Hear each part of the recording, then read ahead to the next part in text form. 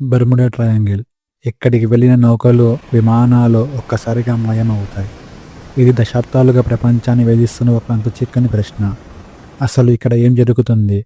ఇది నిజంగా మిస్టరీయా? లేక దీని వెనుక ఏదైనా శాస్త్రీయ కారణం ఉందా? అట్లాంటిక్ సముద్రంలో ఉన్న ఈ ప్రాంతాన్ని డెవిల్స్ ట్రయాంగిల్ అని కూడా అంటారు. ఇక్కడ వందల సంఖ్యలో విమానాలు, వేల సంఖ్యలో నౌకలు ఎటువంటి ఆనవాలు లేకుండా అదృశ్యమయ్యాయి. రేడియో సిగ్నల్స్ పని చెయ్యవు. కంపాస్ దిశను మార్చేస్తుంది. అసలు ఇదంతా ఎవరి పని?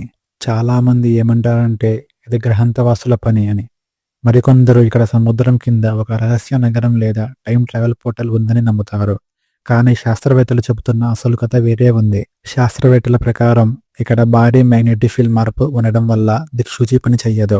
అంతేకాదు, సముద్ర గర్భం నుండి వెలువడే మీథేన్ గ్యాస్ బుడగలు నీటి సంద్రాలను తగ్గించి నౌకలను అకస్మాత్తుగా ముంచేస్తాయి.